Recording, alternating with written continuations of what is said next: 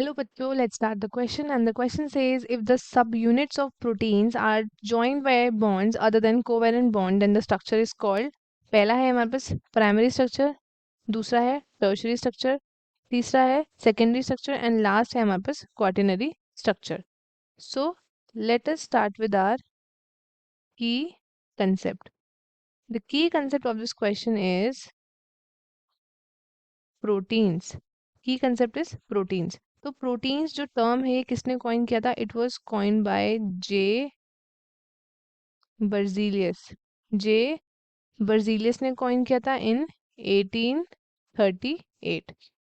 तो इन्होंने ये कॉइन किया था from the Greek word that is proteios. इससे इन्होंने क्या किया था? इसको कॉइन किया था. इसका ये आपके क्या होते हैं? ये होते हैं आपके ऑफ प्राइम इम्पोर्टेंस. इनकी इम्पोर्टेंस कैसी होती है? इनकी इम्पोर्टेंस होती है प्राइम इन दी बायोकेमिकल रिएक्शंस. ये आपके फॉर्म करते हैं most abundant and most important intracellular organic biomolecules है. एंड ये आपका फॉर्म करते हैं अबाउट 10 से 15% ऑफ द सेलुलर पूल. अगर हम ऑन एन एवरेज देखें तो एवरेज है इसका 12%. 12% इसका एवरेज है. सो आपके प्रोटीन के जो स्ट्रक्चर्स हैं ये बायोलॉजिस्ट ने 4 पार्ट्स में डिवाइड किया है. कौन कौन से? सबसे पहला आता है हमारा प्राइमरी स्ट्रक्चर, देन आता है हमारा सेकेंडरी स्ट्रक्चर, देन फिर आता है हमारा टर्शरी स्ट्रक्चर, एंड लास्ट आता है हमारा quaternary structure.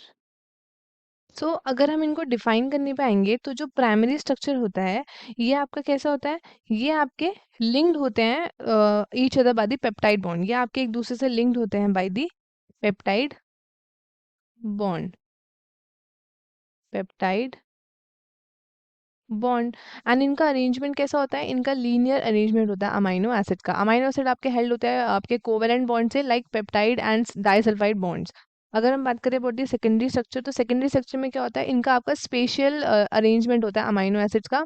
And amino acid आपके हेल्ड होते हैं by the peptide bonds and intramolecular hydrogen bond, या फिर आप कह सकते हो इंटरमोलिकुलर हाइड्रोजन बॉन्ड. इसमें आपका होता है हाइड्रोजन बॉन्ड.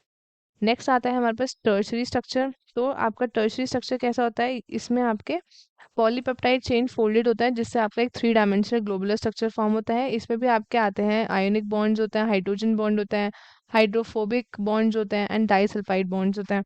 अगर हम बात करें तो क्वाटरनरी स्ट्रक्चर तो ये आपका प्रोटीन क्वाटरनरी स्ट्रक्चर में हम कैसे बोलते हैं? क्योंकि इसमें क्या होता है आपका 2 या फिर मोर आपके पॉलीपेप्टाइड चेन यूनाइट होते हैं by the forces other than covalent bond. other than covalent bond. The forces stabilize these structure are, इनको जो stabilize करते हैं वो है आपके hydrogen bond and electrostatic bond. So our correct option would be other than covalent पूछा है तो it would be quaternary structure, क्योंकि इनको स्टेबलाइज कौन करता है? इनको स्टेबलाइज करते हैं hydrogen bond and electrostatic bond. Hydrogen bond and electrostatic bond. And बाकी के ऑप्शंस हो जाते हैं हमारे incorrect. So students I hope आपको क्वेश्चन अच्छे से समझ में आया होगा. All the very best and thank you.